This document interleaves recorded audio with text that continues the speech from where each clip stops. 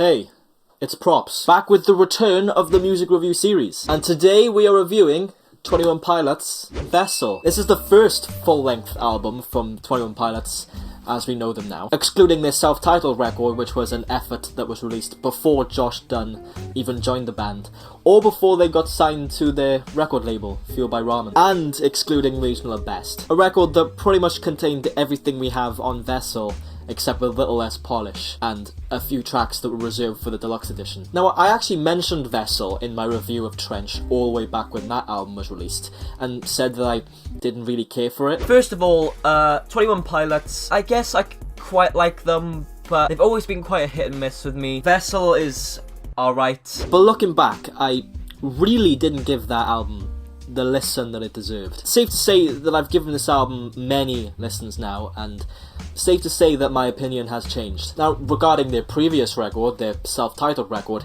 I found that one to be a decent album, albeit somewhat basic and a little less mature than some of their later work. That's not to say that I dislike the record though. I do appreciate how this was Tyler Joseph's very first actual body of work, and to be fair, you can see how talented he is right from the beginning on that album. But a few years later, in 2013, we got Vessel. And first of all, I really enjoy how upbeat the instrumentation of the album is, even if there are a lot of very heavy and almost upsetting concepts all the way through the track list. Every song seems to contain this oddly infectious electronic sound, with a few of the songs mixed with like a piano or a ukulele. For example, Car Radio and Guns for Hands have absolutely amazing instrumentals. Those two are literally my favourite 21 Pilots songs. The huge glistening lead synths on the end of Car Radio, mixed with Tyler's fantastic vocals, I mean, it's almost bone-chilling. Likewise, Guns for Hands has a lot of very eccentric vocals, except unlike Car Radio, this is pretty consistent all the way through. Guns for Hands even switches things up and gets a little reggae-inspired after a bit. And on that point as well, sudden transitions between styles of music is very common on this album. This precedent is used right from the beginning on the opening track, Ode to Sleep. A track that switches between this very aggressive rap verse and more cheery, in-your-face vocals on the chorus. It's almost like we're hearing two different songs on the same song, yet they seem to blend really effectively. Another instrumental highlight for me is the track Semi-Automatic, a song that features this skittering electronic synth that shoots around almost like a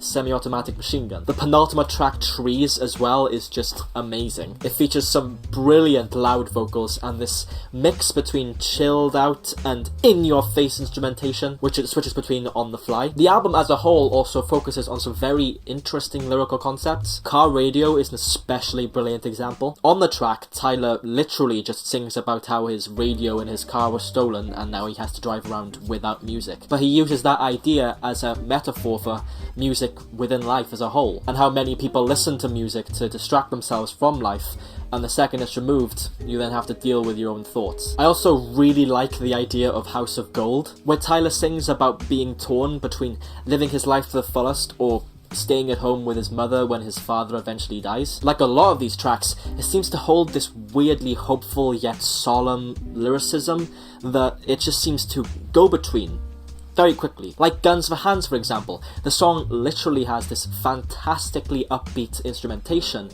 but then features this lyricism about how Tyler can't sleep at night because he's afraid that his fans may take their own lives, which makes me question if this song is somewhat related to Ode to Sleep, because of sleep. For the most part, I don't think this album has a narrative concept. Rather, I think the listener is meant to interpret every single song in their own way, which is why I really enjoy the closer track, Truce. The song, while it's quite short, is very beautiful and bittersweet as well in a way, even though I don't particularly understand what the song means in the context of the album as a whole. However, that's not to say that I enjoy every single track on this album. I think in a lot of ways it tries to be a little bit too off the wall instrumentally. The track Migraine is an especially notable example, because it's a song that literally gives me a migraine.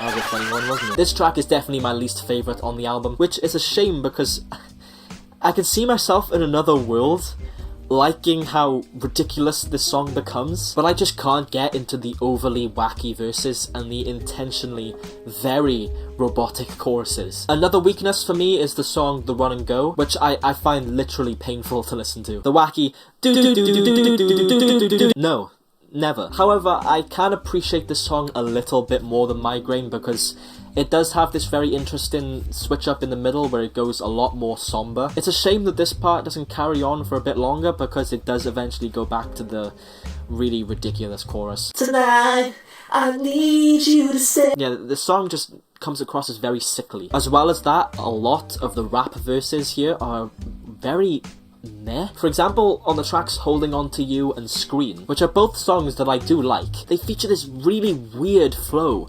on the verses that just don't sit with me very well. It's a little irritating because I absolutely love the flow that was used on Car Radio, and if we had a bit more of that, this album would be even better than it already is. But overall, I really enjoy this album. It's something that I've listened to many times, and I will continue to listen to this album for years to come. I give this album a great rating. I feel like it could be conceptually a little stronger, but I do admire the more touchy subjects that it explores while retaining the upbeat instrumentation. In fact, I'm very annoyed at my older self for not giving this album a chance. Anyways, that's it. Like and subscribe if you enjoyed. Remember, this is only my opinion. I can't change yours, and I wouldn't want to. Peace out.